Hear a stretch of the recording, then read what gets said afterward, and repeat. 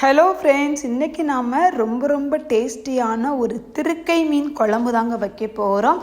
வைக்க தெரியாதவங்க கூட ஈஸியாக இந்த வீடியோவை பார்த்திங்கன்னா சுலபமாக வைக்கலாம். இதுக்கு நாம் இந்த மாதிரி திருக்கை ஃபுல்லாக வாங்க முடியாது. ஏன்னா இவ்வளோ பெரிய திருக்கை நீங்கள் பார்த்தேனாவே தெரியும்.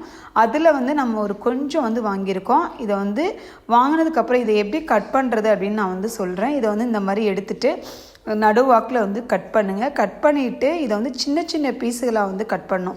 இது கொஞ்சம் ஹார்டாக தான் இருக்கும். ஏன்னா ரொம்ப பெருசுன்னா ஹார்டாக இருக்கும். இதே சின்னதாக இருந்துச்சுன்னு வச்சுக்கோங்களேன், நம்மளுக்கு ஈஸியாக கட் பண்ண வந்துடும்.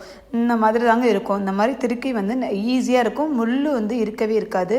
நம்ம குழந்தைங்களுக்கு ஈஸியாக கொடுக்கலாம். முள் மாட்டிரும் அப்படிங்கிற நம்மளுக்கு டென்ஷனே இருக்காது. ஏன்னா இது உள்ளக்க அந்த முள் சாப்பிட்டா கூட நம்மளுக்கு எதுவுமே செய்யாதுங்க. அந்த மாதிரி இருக்கும். இந்த மீன் அந்த மாதிரி கட் பண்ணிட்டு சின்ன சின்ன துண்டுகளாக தான் நம்ம போடணும்.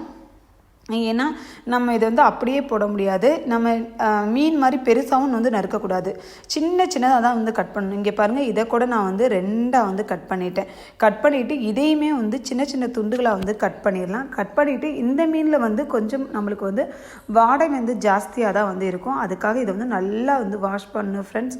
ஏன்னா இது வாடை நிறையா இருக்கிற மீன். இந்த பாருங்கள், நான் சின்ன சின்ன பீஸாக கட் பண்ணிட்டேன். இது மாதிரி எல்லாத்தையுமே நீங்கள் கட் பண்ணி எடுத்துக்கிறங்க. இங்கே பார்த்தீங்க தெரியும், முள்ளு இருக்காது. அதான் மெயின். இப்போ இந்த மாதிரி சின்ன துண்டுகளை கட் பண்ணியாச்சு.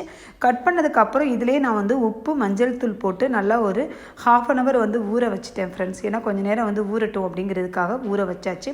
ஊற வச்சதுக்கு அப்புறம் நல்லா வாஷ் பண்ணிடலாம். ஒரு 5 or 7 ட்ரிப் நல்லா வாஷ் பண்ணுங்க தண்ணி போட்டு. அப்போனா தான் இது இதில் உள்ள வாடைகள்லாம் போகும். நீங்கள் நல்லா கழுவிக்கிறங்க. உங்களுக்கு முள் குத்தும் கையில் அப்படிங்கிற இது பயமே வேண்டாம். நல்லா சூப்பராக நீட்டாக கழுவிடலாம். இந்த மாதிரி நல்லா அலசி விட்டு உப்பு போட்டு ஊற வச்சிட்டிங்க அப்படின்னா, மஞ்சத்தூள் போட்டு உப்பு போட்டு ஊற வச்சிட்டிங்கன்னா ஈஸியாக வாஷ் பண்ணிடலாம். இப்போ நம்ம சூப்பராக வாஷ் பண்ண ஆரம்பித்தாச்சு. வாஷ் பண்ணி நம்ம எடுத்து வச்சுக்கலாம். நல்லா வாஷ் பண்ணிடுங்க. அப்போனா தான் இது உங்களுக்கு எந்த வாடையுமே இருக்காது. அது மட்டும் இல்லைங்க, மீன் வாங்கும்போது ஃப்ரெஷ்ஷாக வாங்கி வச்சுக்கிறீங்க. ஏன்னா மீன் ரொம்ப பார்த்து தான் வாங்கணும். இப்போ நல்லா அந்த மாதிரி அலசிடுங்க. நல்லா கை போட்டு அலசினீங்கன்னா தான் அதில் உள்ள வாடைகள் எல்லாம் போகும். ஓகே, இதெல்லாம் நம்ம வாஷ் பண்ணி எடுத்து வச்சிடலாம்.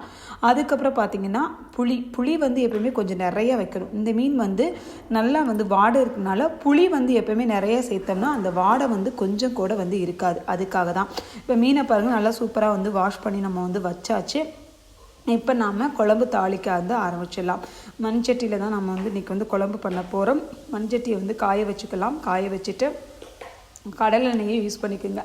கடலெண்ணெய் ஊற்றினதுக்கப்புறம் மெயினாக நம்ம மீன் குழம்பு வச்சோம்னாவே சோம்பு அண்டு வெந்தயம், இது 2 தாங்க மெயினாக. ஏன்னா நம்ம மீன் குழம்புக்கு அது ரொம்ப அவசியம். இப்போ நம்ம சோம்பு வெந்தயம் இது 2மே கொஞ்சம் நிறையாவே போட்டுக்கலாம். போட்டதுக்கு அப்புறமா இது கூடவே பார்த்திங்கன்னா நம்மளுக்கு வெங்காயம், சின்ன வெங்காயம்னா ரொம்ப டேஸ்ட்டாக இருக்கும். இன்றைக்கி நான் பெரிய வெங்காயம் தான் யூஸ் பண்ண போகிறேன். நீங்கள் சின்ன வெங்காயம் இருந்தால் சின்ன வெங்காயம் யூஸ் பண்ணிக்கலாம். இப்போ வெங்காயம் 1 தாங்க போட்டிருக்கேன். அதுவே போதும். சிறுசாக தான் போட்டிருக்கேன். நிறையா போட வேண்டாம். இப்போ இது கூடயே கருவேப்பிலையும் ஆட் பண்ணியாச்சு. இதில் ஒரு 4 மிளகாய் நான் கட் பண்ணி ரெண்டாக உடச்சி போட்டிருக்கேன். அது போட்டதுக்கு அப்புறமா நம்ம ஒரு தக்காளி எடுத்து அதிலே போட்டுடலாம். தக்காளி போட்டதுக்கப்புறம் உப்பு சேர்த்துக்கலாம். உப்பு தேவையான அளவு சேர்த்துக்கிறங்க. அதுக்கப்புறம் இது கொஞ்சம் நேரம் நல்லா வதங்கட்டும். அது வரைக்கும் கொஞ்சம் நேரம் வெயிட் பண்ணுங்கள்.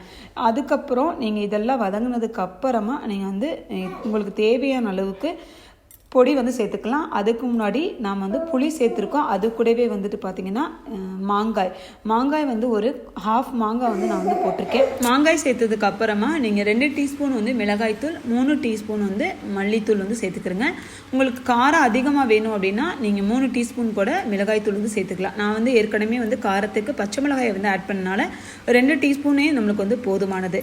இது கூடவே பார்த்திங்கன்னா நம்ம புளி கரைச்சி வச்சுருக்க இல்லையா, அதையும் போட்டு நல்லா கொதிக்க வைக்கலாம். ஒரு 10 நிமிஷம் கொதிக்கட்டும். இது கொதிக்க வைக்கிறதுக்கு முன்னாடி ஃபைனலாக நம்ம இதில் ஒரு கைப்பிடி அளவுக்கு நம்ம வெள்ளைப்பூண்டு சேர்க்க போகிறோம். ஏன்னா இந்த மீனில் வாய்வு அதிகமாக இருக்கும். அதுக்காக தான் ஒரு கைப்பிடி அளவுக்கு மீனை தோலோடு நீங்கள் வந்துட்டு இந்த பூண்டை வந்து நச்சு போட்டிங்கன்னா கூட போதும். இப்போ எல்லாம் போட்டாச்சு. போட்டுட்டு கொதிக்க வச்சிடலாம். ஒரு 10 நிமிஷம் நல்லா வந்து கொதிச்சிருச்சு. கொதிச்சதுக்கப்புறம் நாம் வந்து கழுவி வச்ச மீனை வந்து அது கூட ஆட் பண்ணிவிட்டு நாம் ஒரு 5 நிமிஷம் வந்து கொதிக்க விட்டோம் அப்படின்னா சூப்பரான திருக்கை மீன் குழம்பு ரெடி.